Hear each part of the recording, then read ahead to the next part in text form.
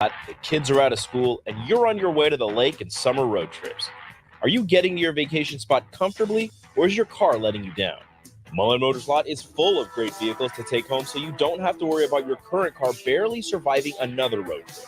Come check out their lot just north of 48th and Layton and find your next ride for summer road trips and beyond. Mullen Motors. No tag-ons, just quality vehicles. Mullen Motors. Early break with Sip and Jake. And it's pretty much just lettuce, tomato, mayo, and bacon. I mean, That's you don't need to do DLT. much more than that. Bacon, lettuce, tomato. That's the crux. This is groundbreaking That's the groundbreaking crux stuff of the here today sandwich. on the BLT. That's the crux of it. I never thought of it that way, but yeah, you're right. With the habit, What is the BLT what's the most stand? important part is the bacon, the lettuce, and then the tomato. Early break with Sip and Jake from 6 to 8 every weekday morning on 93.7 The Ticket. Coming at you live from the heart of Lincoln, America. Welcome to Walk On Weekly with your hosts, Nebraska men's basketball players Sam Hoiberg and Jeff Grace III. This is Walk On Weekly, sponsored by the Scarlet Hotel.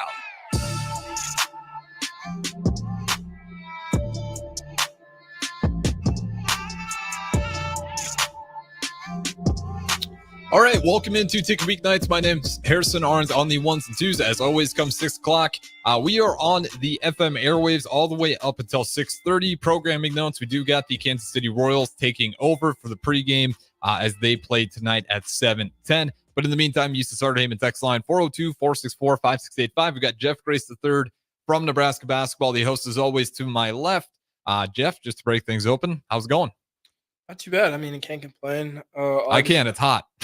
It is hot, really but out. I'm definitely used to it, which helps a little bit. Being in It gets Arizona that for a little bit. hot, like even the humidity. You're used to that. Not the humidity, but just like the hotness for sure. All right, you're taking it a lot better than me. As I'm sitting here wearing a sweatshirt. I But mean, it's cold in the it's tough. studio. It's tough. Don't get me wrong. Like there's some days where it's like, get out of practice, get in your car, and it's like, damn, Yeah. it's pretty hot. Yeah, you know what's bad when you gotta hop in the car early just to start up the AC. Yeah, just man. for the AC to keep up. And then you start sweating all over again. So it's like, here we go again. Yeah. And then you get that you just have your skin sticking to the leather seats of the car, at least in my case. It's Yeah. 100 degrees, burns my thighs when I have to hop in there. It's sitting in the sun. But we're not gonna talk about the weather. We're gonna talk basketball because we got the USA basketball. Haven't lost yet. They beat Serbia. Again, only Yes, one sir. game. I believe they play tomorrow again. Their next game, that's going to be at 2 o'clock tomorrow. But just what have you seen so far out of Team USA in that first win over Serbia? More connected. Coming together a lot more. We kind of knew who the guys who were going to take over when they needed them to take over, and they've stepped up. So, I mean, everyone's following their lead. Yeah, were you surprised at all to see Jason Tatum or Tyrese Halliburton, the two guys, not to get the nod? Now, Steve Kerr did speak that Tatum's going to get some minutes in this next game. Kind of spoke on it really just being matchup driven. He said, obviously it's going to be hard. You're going to have to sit two players who are arguably the best players in the world. Someone's going to have to sacrifice minutes, though. Tatum and Halliburton being the two guys, though, first to sacrifice. Both of them with 0 minutes in that game versus Serbia. Surprised at all that it was them. I mean, I feel like any night you're going to be surprised who really sits because, like you said, it's the best players in the world. But like you said, one part of the thing of what you said is sacrifice. Like people coming into the signing up for Team USA, they kind of knew what they were getting themselves into. They knew like they weren't like going to be guaranteed every night. But it's part of being on that kind of culture. And I mean, it kind of really shows your true character at the end of the day because like, yeah, everyone wants to play, but at the same time, like how good of a teammate can you be when times don't go your way? Yeah. I don't want to bury the lead too much because we got to talk about this guy in particular, though. I think you know who I'm going to say. Kevin Durant. Oh, Yeah. my God. I told you. You were right. I told you. I was pretty. I wasn't doubtful. I still thought Team USA was going to be the best team heading into this thing, that they should be favored for the gold for obvious reasons of depth. For sure. I knew KD was going to move the needle, but to go 8 for 9, 5 for 5 from the 3-point line. Yes, sir. And then, the Captain America, it's official. It's in his Wikipedia official nicknames now. They added that one in there after just his exhibition in one game against Serbia. LeBron, though, he does need to be mentioned because he was also 9 for 13 in 27 minutes. 1 for 3 from 3, which he'll live with 33% if you're only taking 3 of them. 21 points, and he does the LeBron Classic. He'll give you 9 assists, 7 rebounds on top of it. LeBron James looks like the clear leader of this team. It looks like it's being led by LeBron James, Kevin Durant. Do you see that just to be a night-by-night basis? Or do you think it's going to be LeBron? I think LeBron fit. I think LeBron stays consistent. Yeah. Kevin Durant, I don't know. Like, yeah, he's going to be up there, but I feel like a few nights it's going to be kind of tough for him. So I feel like that's where, like, Steph Curry or Edwards steps up.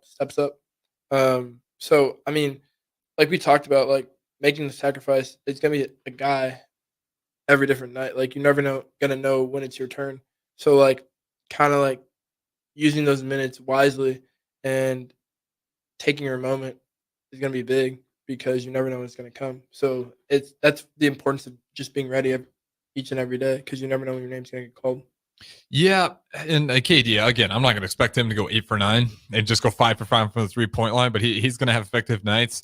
To be that effective, though, right off the bat, like, it's going to be unrealistic to hold that expectation. But with LeBron, I can legitimately see this. This feels like a legacy-defining moment for him. And I've never been the biggest LeBron fan, but say he wins the gold and he continues to play in the dominant fashion that he is this going to change the conversation around LeBron James, being the greatest player of all time? Because that would put LeBron James, not only give him a gold medal on top of it, he would be the clear leader of that team in an era where the rest of the world has really caught up. In Jordan's case, that dream team came together, and that is arguably the best players of all time in every position. Now, you can make the argument whether that's true or not, but the fact that you can have the argument's insane.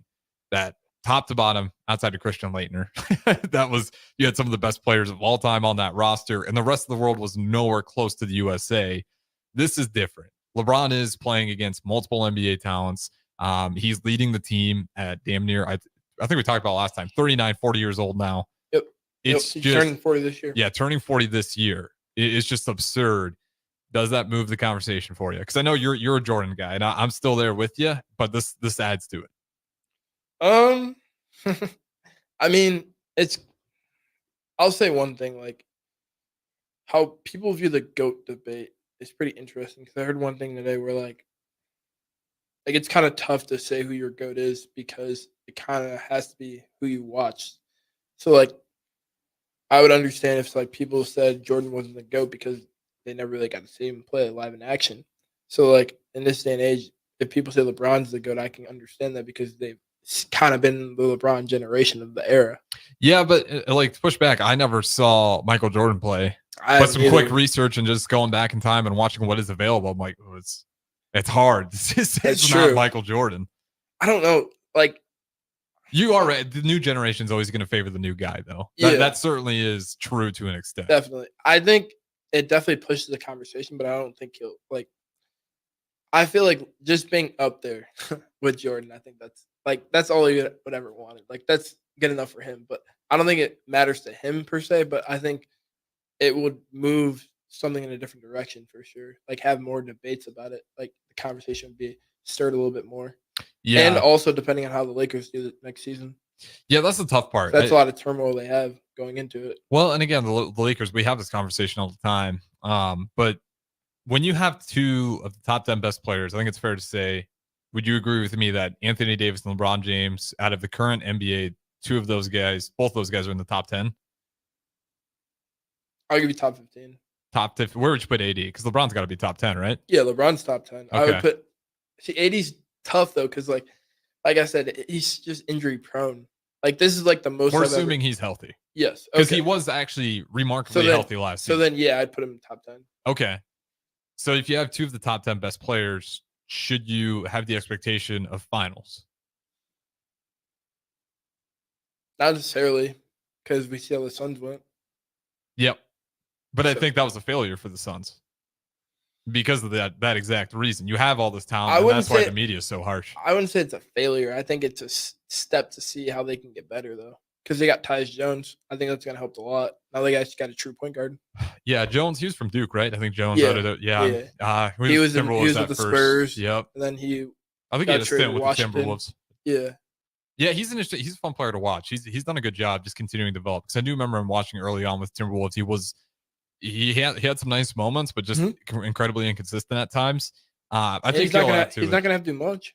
No, that is a good point. On that roster, really just play make / cut, get open, which he's good at. He's good off ball, which might be a little bit surprising just because he is ball dominant when he was over at Duke. Yeah. But I can see that adding to it. I'm still just unsure. I'm shaky about it. Just also with the West, how loaded it is. You can never be 100% sure that you're going to be a shoe-in. It's true. Because, again, they were 6th seed with that roster in the West. And, you know, it wasn't like a horrible team to watch. Defense was always an issue for them. But certainly you'd pick them over multiple teams in the Eastern Conference outside of really Boston. Mm-hmm. Maybe you throw a healthy Knicks in front of them. Maybe you throw a healthy Bucks, but I think that's probably where the conversation ends. I just think why I bring that up is that's the LeBron problem is when you are with the AD, when you go to the Lake Show, that media is just incredibly bright. So any shortcomings, you're going to get the blame for it, especially because, you know, you're probably not going to fire JJ Redick after year one when he's probably a big part why he's there. Yeah. I mean, it's like we said, it's kind of like a going into a fire. Yeah, I will say the final chess piece move. How good is that 30 for 30 dot going to be? Because how many people did that bring to Jordan? And I say that jokingly and also half-hearted seriously. What was the name of it? I can't remember. It was Last Dance. The Last Dance. Thank you. The Last Dance swung a lot of people on that debate. I think the timing of it, though, Mm-hmm. I think that was a crucial part of it because during COVID, when not many people had anything to do, and like people are looking forward to like doing something, or Having like, something good to watch because like, you were stuck just inside. having something, Yeah. like just having something. I think that was the most important part, and like I think that just made it even better because like you'd be like, wow, I can't wait till next week. Like I can't wait till the next episode comes out, stuff Yeah. like that. And like you'd be like sitting and waiting until like it actually drops, and just be an exciting time for families and stuff while that hard stuff was going on. You know, that's a great point. Hot take: Bird Box overrated. I think it was just because of COVID. I did. Bird Box? Yeah. Is that where they like? Oh, I know what you're talking about. Yeah. That's with Sandra Bullock, right? Yeah, they had to be super quiet. It was kind of a rip-off of the guy from The Office. I'm terrible with movies. I can't remember that guy's name. Halpert. I know the guy's not actually Halpert. But they had a very similar, like, certain senses, not like you have to either be silent, you couldn't move. Like that, Yeah. that for some reason that took off. And then Bird Box, in my opinion, was direct copy. But I think because of COVID, to your point, everyone was like, this is the greatest thing I've ever seen. This is the best horror movie. It was good. But I wouldn't place it that high. So certainly with LeBron, the Wasn't it, like, timing's top have to be 10? right.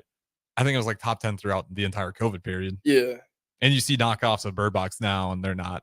they're as good. not good at all. No. Like I think I watched one where they were like in a foreign country, Yeah. and it just was boring. Like it was an okay movie. Don't get me wrong. Good It movie. was solid. But it got appraised as like one of the greatest movies of all Yeah. time. And it's like, let's pump the brakes a little bit. I remember some scenes that were a little questionable just in terms of story writing. But yeah, I mean, I think it's so weird in today's media. Like you need a really good team around you. And if there's one thing about LeBron James, they've been in the works of this thing. Mhm. Like that thing's going to be insane when it drops, the LeBron legacy story. And that might honestly shift the conversation. It's kind of your last hurrah after you retire. It's like, how good's your media team? Yeah, it's gonna be interesting. I mean, they have definitely a lot to work with. Yeah. And like way better footage. 100%. And media. I mean, just technology alone these days is just crazy. And if Bronny turns into the awesome player, you know, LeBron's going to, right or wrong, he's going to get some credit for that Oh, for sure. because he got him drafted, got him to the Lakers despite all the criticism. If Bronny actually pans out to be something, I think he will. well, I think he played a lot I better think towards he the has to end. figure out where he sits with everything. Like I think he handles the media really well at that young of an age. I think that's impressive. That's definitely like it's good because he's kind of used to it Mhm. since he's like been a part of it pretty much his whole life. Yeah, and that's definitely true. I don't think he's had any bad moments yet with the media. He's had moments on like game where I thought he maybe loafed to play on defense, which was a little concerning considering the role I expect him that he's going to have just simply like he had some moments where he looked like he could get open, make some shots. He's pretty good at creating space, but at the same time, especially in the guard position, undersized guards, I can count hundreds of them that weren't drafted that could do the same thing. And if they're having a good night, they look just like Bronny, if not better. So I'm still waiting in the water to see if this thing's really going to pan out with Bronny. Not saying it's impossible, but just a lot of attention around that team. And it is going to, whether it's fair or not, LeBron with the Lakers, it's just if he has a bad year where they lose into a playing team or they just get by and lose to the Nuggets, the Thunder, the Mavericks, who knows, the Pelicans might actually finally be good. It's just loaded in the West. The best thing he could have done, honestly, was stay in the East with the Miami Heat. I still think that would have been the best move for LeBron. Like, I understand contracts were expiring around the time, but think if you hold fast, you figure out a way to make it work in Miami with one of the greatest coaches that's still in the game today. True. I just don't know how it would look without Dwayne Wade. It would definitely be a period where you're not just going to be dominating, but LeBron at that point still might be good enough to where he can just force teams into the playoffs, same way Jimmy Butler's done for the Heat. Because I'd argue LeBron James is a better player than Jimmy Butler. For sure. And Jimmy Butler's been able to do it with the Heat and that culture, and using Eric Spoelstra as kind of the genius coach as he is. I think was always the place where LeBron needed to stay if he wanted to get to a mass amount of rings. With the Cavs, I mean, you could also argue though you had to go against the Warriors. That's tough. Hard Warriors. Mhm. I don't know. But then you go to Cleveland, Kyrie leaves. It's just Yeah, that was tough. But they also had Caleb, Caleb. They had a pretty good roster for a while there, and then once it started falling apart, LeBron, J.R. Smith. has the moment where he doesn't even understand what the shot clock is at the last moments of the game. You think that's the craziest moment in NBA history? Finals? Finals history, absolutely. Just the severity of the moment. I'm hard pressed to find anything else. Crazy moments like Steven Adams actually has low key quite a few of them, just with the Hail Mary passes with no time left. He's like such a good long threat passer. But yeah, that one might be the craziest one I've ever seen. And for J.R. Smith to just implode mentally like that, when you have to, you absolutely must know the situation. It's the biggest moment. And he just fall apart. I don't know. I don't think I can name a bigger finals other than Scottie Pippen refusing to go in, letting Kukoc take the shot, but that actually worked out in the Bulls' favor. True. Yeah. I'm trying to think. I can't think of one either. Yeah, Pippen was more of just like a personal mess up. J.R. Smith was personal and just the team level. Like he literally lost them a game, or didn't give him a chance, I should say. Yeah, that was bad. That was definitely bad. We do got John and Cortland shouting out USA, as we were talking about USA basketball. We only got a few minutes left here. I want to talk about a guy from Japan who's only 5'8", who France just escaped Japan today, which Japan, I seen that on the power rankings. They went to overtime, right? Yeah, national-wise, you're not looking at Japan. But there's a few moments where Rudy Gobert got swatted by guys that were way shorter. We got to talk about Japan a little bit, but before we do that, USA, how good do you feel about them still winning the gold? Now that we've kind of seen some of these teams play, Serbia, they looked much better the second time around they played Serbia, despite a slow start. They really came together at the end there. But Australia's looked good at times. They have one loss. Canada's 2-0 so far. They're being kind of labeled as probably second in power rankings. How confident are you that U.S. still at number one, but this chance is that they will win it all? I feel very confident. I mean, overall, if you look at the team, they have so much depth. And I don't think, yes, a lot of overseas teams, Olympic teams, other teams have a lot of NBA players, but at the same time, they don't have, the experience that a lot of the USA players do. And, having a healthy Kevin Durant, just helps the team so much more. And, now Steph's kind of, finding his rhythm a little bit more. He had that crazy shot at the end of the game. Anthony Edwards, obviously young, energetic. He's enjoying himself out there, as we can see. Anthony Davis having a backup Joel Embiid, that's just insane by itself. And Joel hasn't been playing in his best games, but at the same time, just having Anthony Davis to back him up, who's been great on defense, just tremendous. I have confidence in the world. I mean, I don't really see them losing. No, there's always the chance that you get a South Sudan night, right? Where it's not even. I think their defense. Congrats on them by getting the first win, by the way. Yeah, they're not messing around. That's awesome. Luol Deng deserves some credit. He pumped some. I didn't know he funded it himself. Yeah, I don't know if it was all on him, but it might have. There's a significant portion. He's put a lot into it. Yeah, it was it was spread throughout, but it was mostly on him. Yeah, and it's from 4 years now.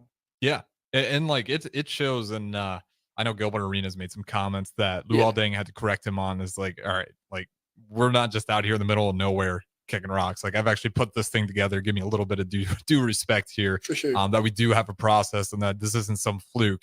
And you're right, give South Sudan some credit because they proved it right away. But the guy I want to talk about from Japan, as France did escape in OT today, Rui Hachimura actually got 2 technicals. He got ejected from the game. Nothing too crazy. Just grabbed Rudy Gobert on the arm a couple times, pulling him down. Got ruled for ejection. But Yuki Kawamura, I don't know if I'm saying his last name correct, but first name Yuki. He's only 5'8". He gets 29 points, 6 assists, 7 rebounds, 7 rebounds is impressive, just being 5'8".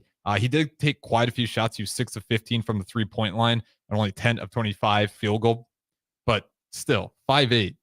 Found a way to get enough points. It wasn't the most efficient night, but if you saw enough of it, seeing a guy at 5'8" be able to do that, especially against a team like France, who's got the Twin Towers and Rudy Gobert and Victor Wembanyama, and he's also found a way to get 7 rebounds.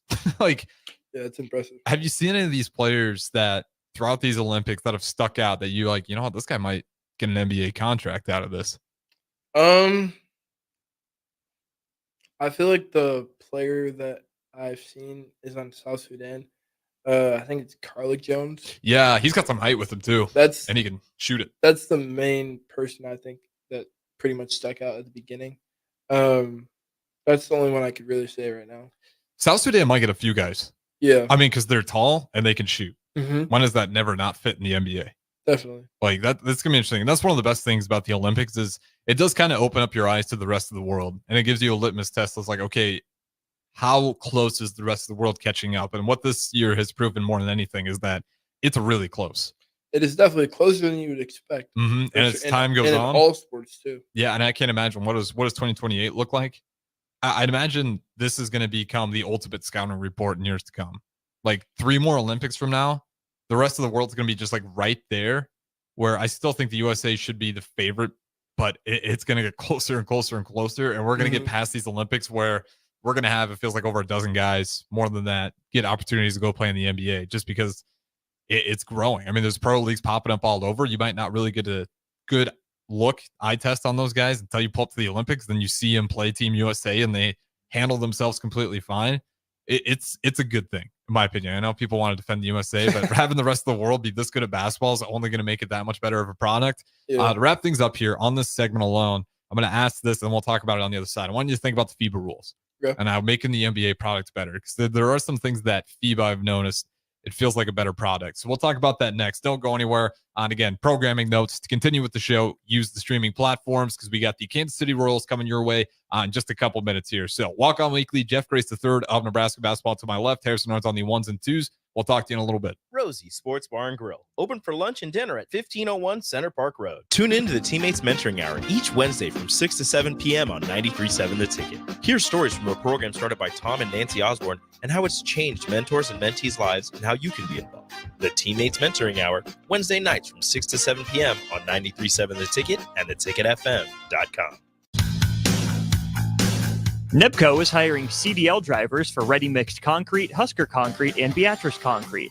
NEBCO offers great pay, medical and retirement benefits, paid time off, and they pay for CDL training. Apply today and start your new career with a $2,500 hiring bonus. From NEBCO's beginning in 1908, it's the employees that have formed the company's solid foundation. Start your career today. Visit nebcoinc.com. That's NEBCOINC.com. Highball Bar in downtown Lincoln is open and located just north of 11th and O Street. Highball Bar offers a vibe and atmosphere like no other, making it the perfect place to grab a drink or beverage. Highball Bar features great events such as Karaoke Sunday, $4 Tito's on Mondays, Jack Daniel's specials on Wednesdays, and much more. Make Highball Bar your go-to spot after a hard day at work or on the weekend. Highball Bar, located at 122 North 11th Street in downtown Lincoln. Big box stores are tempting for buying equipment for your high schooler in sports or for yourself in your sports leisures. But buying new is awfully expensive. Why not go somewhere with new and used options? Play It Again Sports is quality, slightly to gently used equipment, and 50% of their inventory is actually new equipment. And it's more than baseball, softball, and golf. They also have equipment for disc golf, fitness, hockey, and more. Plus, they're always buying products. Bring your gear you're done with and get trade money on the spot. Play It Again Sports at 48th and Vine. Football season is nearly here, and your long wait for year 2 of Matt Rule is almost over. Gear up for the season with 93.7 The Ticket's coverage of Big Ten Media Days from July 23rd to the 25th, live from Lucas Oil Stadium in Indianapolis. Jay Foreman, Amon Green, Adam Carricker, Chancellor Brewington, Derek Pearson, Steve Sipple, Jake Sorensen, and Nick Sainer will be in Indy for our shows Tuesday through Thursday. getting the latest news from Nebraska and everyone else around the conference. Coverage of Big Ten Media Days is brought to you by 1890 Nebraska, Stevens and Smith Construction, The Complex, Warhorse Casino, and Riddles Jewelry. Mario fue pintor más de 30 años. Cuando me dijo que se le estaban olvidando las cosas, fue difícil. Un día me dijeron que pintara el marco del lado por dentro y pinté el lado de afuera. Yo le diría a la gente que le diga a su familia lo que está pasando con él. Si algo se nota diferente, podría ser Alzheimer. Es momento de hablarlo. Visita alz.org/nuestras historias para saber más. Un mensaje de the Alzheimer's Association y the Ad Council. The Nebraska legislature will soon meet in special session and may consider a vote to raise consumer prices by imposing a sales tax on advertising. Nebraska's small businesses would be hit hardest, forcing them to raise prices, meaning we'd all pay more for the things we need. Contact your state senator and tell them no ad tax. Visit noadtaxnebraska.com to find your senator's contact information. That's noadtaxnebraska.com. A message from the Nebraska Broadcasters Association and this station. Whether you like fishing together or fishing to get away, for the thrill of reeling in a big one, or just going out to have a good time, on the banks of your local pond, at a bend in a river, or on one of our many lakes and reservoirs, you'll always find the perfect place to cast a line. Here, beneath Nebraska skies. Start planning your next fishing adventure today at letsfishnebraska.com. Sponsored by Nebraska Game and Parks, aired with the Nebraska Broadcasters Association and this station. Your child was embarrassed when you arrived at their basketball game. 75% of parents or guardians report current alcohol use. Drinking alcohol can cause harm to children and loved ones. By drinking less, your child will be excited to see you at their basketball game. If you or a loved one is looking for help, find a treatment facility near you at findtreatment.gov. For immediate support, call, text, or chat 988. Brought to you by Nebraska DHHS in partnership with SAMHSA. Victor deployed for the first time to Afghanistan in 2003. At 4 a.m, my phone rang. They said, "I regret to inform you that your husband was wounded in action." Victor sustained a moderate traumatic brain injury. I was doing school full-time, and I was also then caring for Victor. One of the most important elements of caregiving is taking care of yourself.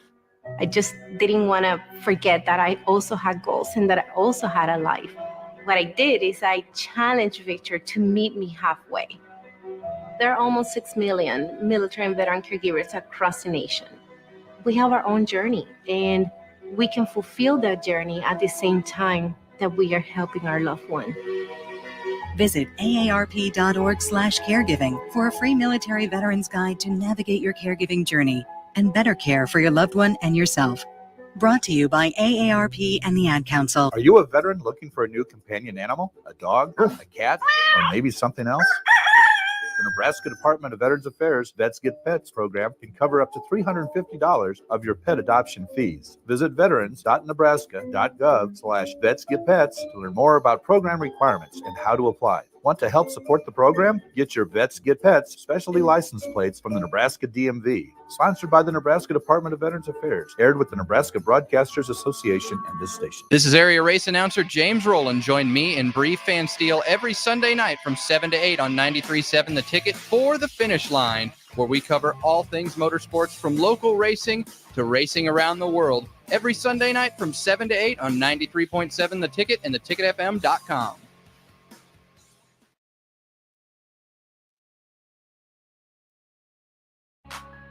Back to Walk On Weekly.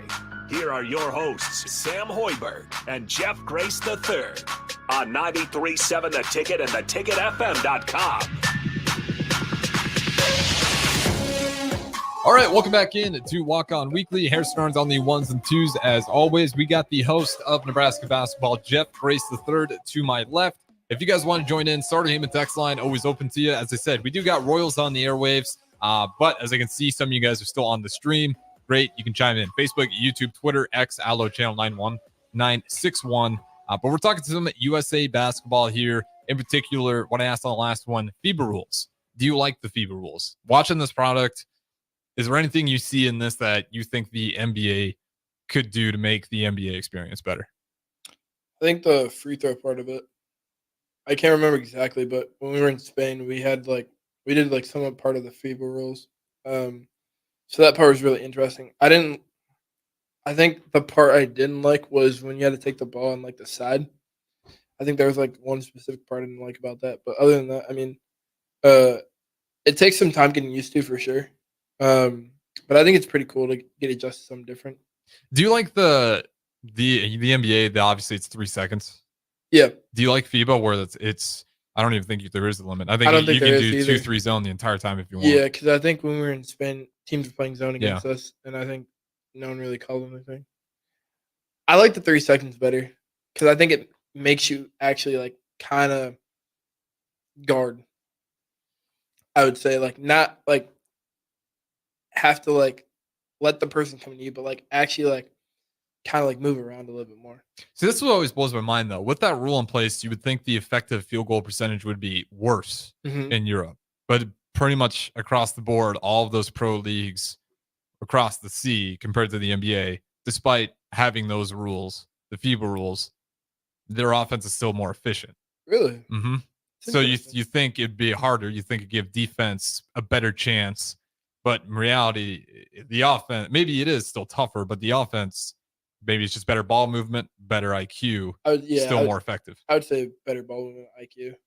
That's the main thing. You do see it even against Team USA. Like Yeah. South Sudan's a perfect Because they move the example. ball fast, like Yeah. really fast, and they get good shots. Mhm. That's one thing about it. Yeah, they just don't have the athleticism sometimes to handle the US. Yeah, but you would kind of expect that. Mhm. But other than that, I feel like especially in the offensive end, they can compete at a high level with pretty much anybody. The one thing I will say that I wish we did a better job of, the way the media coverage is around FIBA is a lot more enjoyable. I've noticed it's a lot less negative.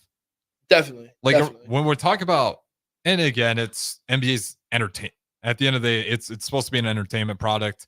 But the conversations around it are less about the team. It's more about this is what a legacy defining moment for this player. Like even though this is a legacy defining moment in Team USA, they don't ever talk about it on like a personal player level. Like they talk about it more team oriented.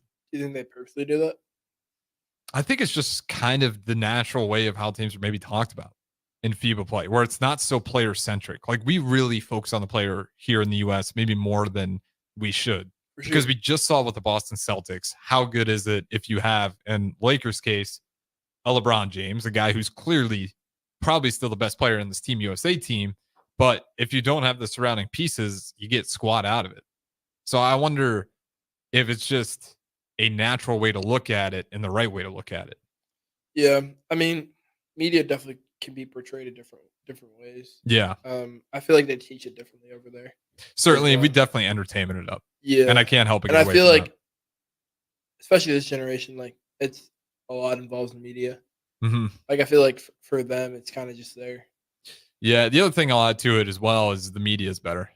over there. Yeah, we just they don't jam pack it full of Yeah. media coverage. Definitely. Like I don't have to. Because like I feel like they have like they like I feel like some people are glued to their phones, but like they also have just a lot going on in general where like they don't have to be on their phones each and every day. Mhm. Like I feel like just the school system's just a lot different there as well. Like how they like go about like teaching kind of that as like kids grow up.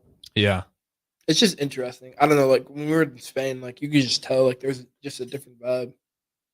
And it's like, I mean, it's cool, but at the same time, like I don't know if I could do it because I feel like there's so many like not saying distractions, but I feel like you don't really like have like a plan set in place. Like I feel like you can really like do a lot on your own, but then like when it comes time to like focus, I don't feel like you can focus. Like just lock back in naturally. Yeah.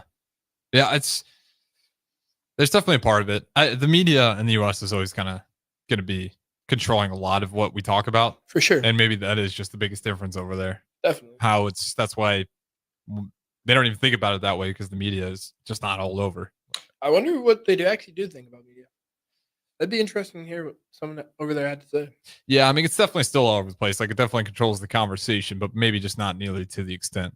Yeah. I mean, taking a wild swing at it, I'd say we're probably out of all the countries in the world, we're probably the most addicted to our phones. If I just had to take a wild swing. For sure. And that doesn't feel like a wild swing at all. It feels just based on walking around what I see and Very natural. driving. It definitely feels that way. It scares me. Like how many people are scrolling on TikTok reels or whatever while they're on the road. But I enjoy it more. That's one thing I just wish that just all sports, the media coverage is insane.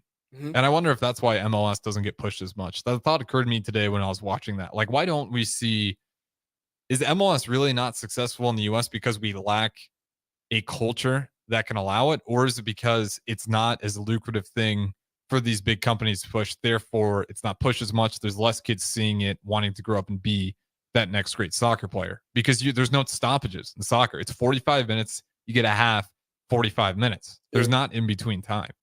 I feel like it's more of like we don't want to accept it because how they say like football Americano, like football.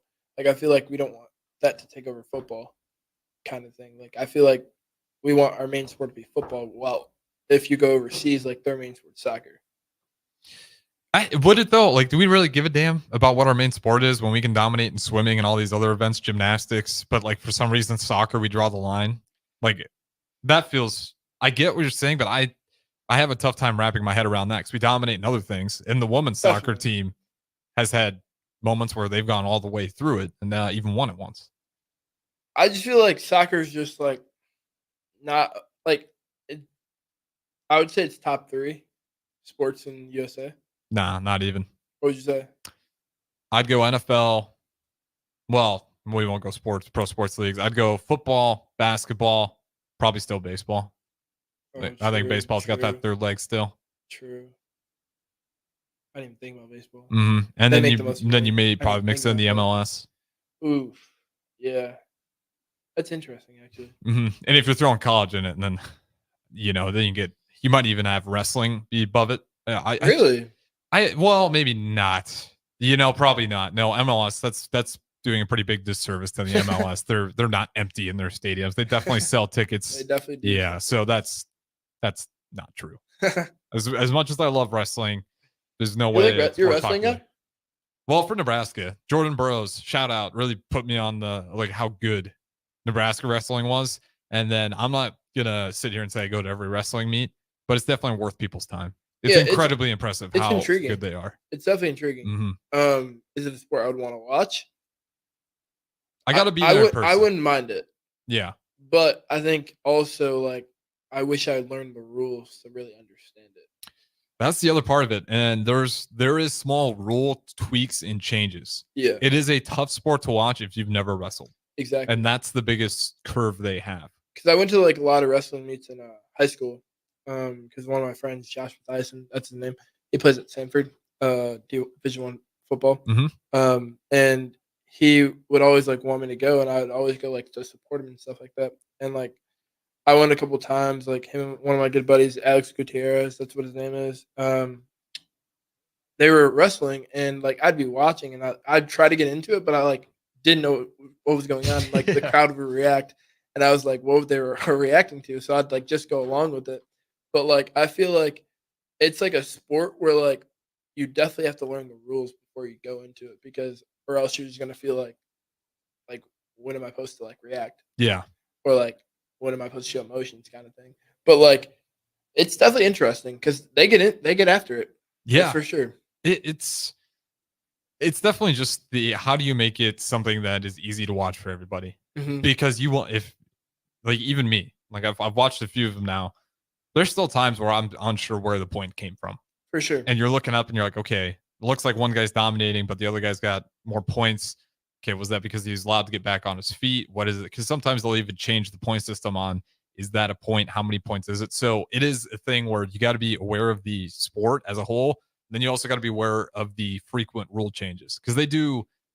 I don't want to say it's all the time, but I know in recent history, they definitely made another small tweak to the point system. And those small tweaks, if you're not fully aware, they'll throw you off when you're watching it. Definitely. But especially when you got Manning out here too. Yeah. You got to rep Nebraska wrestling. You got to support it, because Manning's just one of the most underrated coaches here, I think, at Nebraska. Like keeping Nebraska wrestling consistently as an elite wrestling school up there in the Big Ten. You're looking at Iowa, Penn State, but Nebraska's never wavered. Like it's always been elite. It's a place that if you're a great wrestler, you'd probably take a lot of pride in getting an offer from Nebraska, especially Jordan Burrow being one of the greatest Olympians in wrestling, being an alumni from the Huskers. Yeah. When we're working out in the weight room, they're actually in there. So like they work hard and they lift heavy. Dude, it's like insane. They lift heavy. And it's like, wow, like that's impressive. Early in the morning, like who'd want to do that? Especially, and then they're just walking around like 4% body fat. Just exactly. And like the most, and UFC gets this, boxing gets this. Like, what's insane is they have to physically peak and then force themselves to stay at that peak, as uncomfortable as it is, until after that meet's over, and then it's ultimate recharge. But they have to get their body weight just perfect in their peak fitness, and then hold on to that and force their body not to let go and try to start the recovery process already, and then make sure they're walking into that thing peaking physically as an athlete. Like, it's so much more than just showing up and being a good wrestler. Like the preparation that you see that you're talking about, it's surreal. Like, does not get talked about enough, like how hard it is for those guys, not only to be a great fighter, wrestler, boxer, but then to get in shape and then maintain that elite fitness. Like, that's why those camps are so important. Yeah. And you see them when they go south. If you push it, it's very easy to overexert yourself or underexert yourself and then show up not fully ready. And that's, you know, again, that's why I keep getting man credit, because he seems to find that balance like perfectly. Like, we get guys showing up ready to go. Definitely. Have you ever wrestled? No. Yeah, me neither. Can never get into it. It looked tough. It's something you gotta mentally be prepared for. Yeah, someone asked me in a sweatsuit. Really? Yeah, he's like, "You want to do wrestling?" I'm like, "Listen, man, I'm lanky. Be a terrible wrestler. You're in here in a sweatsuit. You look miserable. I'm good, thanks. I respect you, but absolutely not. I will not be wrestling." With that being said, though, we're gonna throw it to our last break here. Don't go anywhere. One more segment on the other side. And wrap things up, I want to talk about 3-on-3 basketball, because USA women did lose today to Germany. I've seen that. Defending champs as well. And they managed to lose. But what I couldn't get out of my mind was the rules of how they do 3-on-3 basketball for the Olympics. Mm-hmm. We're going to talk about it on the other side, because I think we could probably do a better job and create some better rules around it. So don't go anywhere. Walk On Weekly with Jeff Grace III. We'll talk to you in a little bit. Card, you don't just get a great workout, you get a great perk out, because your membership is packed with perks. For $1 down and $24.99 a month, you'll get perks like access to any of our 2,400 clean and spacious locations. Bring your friend anytime and both work out with tons of equipment that'll give you that big fitness energy. Relax in the Black Card Spa and more. Work out and perk out with the PF Black Card. Join for just $1 down and $24.99 a month. Hurry, this deal ends soon.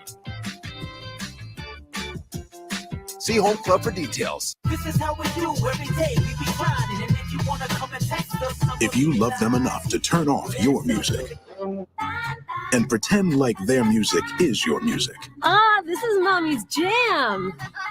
then surely you'll check nhtsa.gov/the right seat to make sure they're in the right car seat. Let's play it again. Check today at nhtsa.gov/the right seat. Brought to you by the National Highway Traffic Safety Administration and the Ad Council.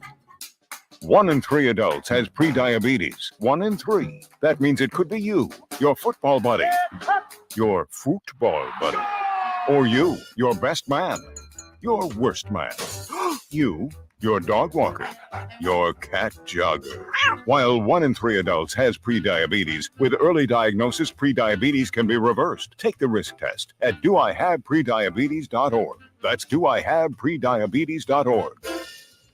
Wait, did they just say 1 in 3 adults has prediabetes? That's 33.33333% of adults. That means it could be me, my boss, or my boss's boss, or me, my favorite sister, or my other sister. That's 7 members of my 21-person romantic book club.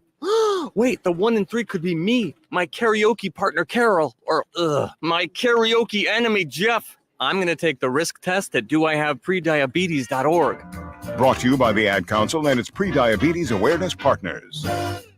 Sometimes I just cannot believe all the storms we've gone through here. I can only hope that we'll be able to leave this house to you one day, baby. You're our legacy. Planning for these disasters will make sure we're safe, and is the best way to protect that legacy. Protect your legacy. Visit ready.gov/plan for the tools and tips you need to start your emergency preparedness plan today. Brought to you by FEMA and the Ad Council. The Nebraska legislature will soon meet in special session and may consider a vote to raise consumer prices by imposing a sales tax on advertising. Nebraska's small businesses would be hit hardest, forcing them to raise prices, meaning we'd all pay more for the things we need. Contact your state senator and tell them no ad tax. Visit noadtaxnebraska.com to find your senator's contact information. That's noadtaxnebraska.com. A message from the Nebraska Broadcasters Association and this station. When it comes to making plans, you are the best. What about those round trips, which are perfect on your way there and perfect on your way back? Or those meetings with friends, surprise parties, camps, birthdays. The same way you plan for the important moments, start planning to protect you and your loved ones from a natural disaster. Sign up for local weather and emergency alerts. Prepare an emergency kit and make a family communications plan. Get started at ready.gov/plan. Brought to you by FEMA and the Ad Council. On the Block with Strick and Austin. If it was the Big Ten and the SEC and the Big 12 and the ACC's idea to kick back to grow the game at lower levels, we wouldn't have these conversations. But because the NCAA is asking them to do that, it feels like they're getting their wallet stolen, money taken out of it, and it's not their idea, so they're against it. Yeah. Weekdays from 2 to 4 on 93.7 The Ticket and theticketfm.com.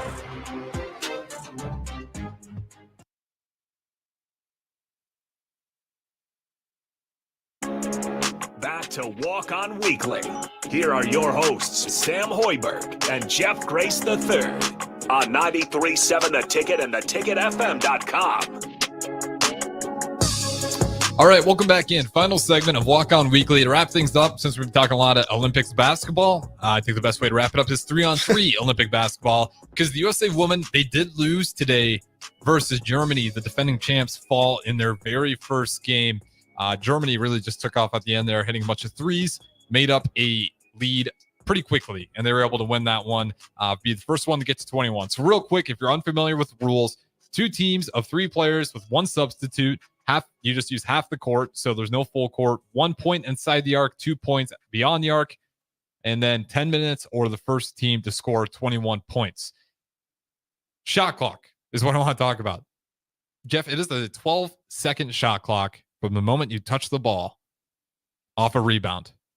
And so say you get the offensive rebound. Germany shoots it. Team USA grabs the board. As soon as they grab the board, the 12-second shot clock that they have starts, but they still have to get it outside the 3-point line while the clock's still running. And then whatever time's left remaining after they get it out beyond the arc, they have, say, 8 seconds, 7 seconds, 6 seconds, however long it took them to get it back out to score. That's hard. It looks silly. That's tough because you can't even do much after that because it takes, let alone just getting the ball beyond the 3-point line or half court, wherever you have to get it past, and then just getting the shot up pretty much. Yeah. Because you I don't know if you can dribble or anything by the time you get the ball or get the ball past wherever you're supposed to get. Oh, you can dribble. It's a sprint though. That's what I was watching today. I was like, this is insanity. Moves you out of rhythm. It does. That's what I looked at. It's I feel like there's so many forced shots. Well, it felt like for Team USA, that was certainly what was happening. It looked like they got gassed. Yeah. And, shout out to Germany. They started making some just deep threes. They just caught fire at the perfect moment. But I'm blanking on it. Van Leith for women's. She was at LSU, right? And then she transferred over. I'm blanking on the school she transferred over to. TCU, thank you. But she ends up she was on that squad. And she had a couple plays where 2 turnovers, trying to just get the ball back out to the 3-point line. Got picked a couple times, looks gassed, shot clock's running down, takes a quick 3-point shot, bricks it short. The exhaustion just adds up so fast. And I understand it's only 10 minutes. First one is 21. But a 12-second shot clock after you touch the ball off a rebound, absurd. It's insanity. It makes for bad basketball. Oh, definitely. Which is my problem with it. I'm like, let's make sure we get a better product out there. The second thing, so if you get fouled, you will shoot free throws. If that is inside the arc, right? That's 1 point. Beyond the arc, that's 2 points. So your threes are worth 2, your twos are worth 1. Mm-hmm. But if you get fouled, you get 2 free throws and you can get 2 points. Each free throw? For 1 free throw. So despite it being a 1-point shot, if you make it, if you get fouled, you get 2 free throws, each worth 1 point. So if you make the shot and they don't foul you, it's 1 point. If you miss the shot and they foul you, you get a chance for 2 points, not just 1. That's strange. Yeah. I hate that. It doesn't make sense. Yeah, that's a rule that definitely got to change. They just up the ante if you foul, which maybe they try to emphasize the harshness of fouls because it is only 10 minutes and it's going to be very hard to foul out in such a short time span. But I still don't think that rule makes a ton of sense, especially when you got those guys gassed with 12 seconds. It's going to get sloppy. You're going to get some fouls. What more do you expect? Yeah. That's tough. What's a good shot clock?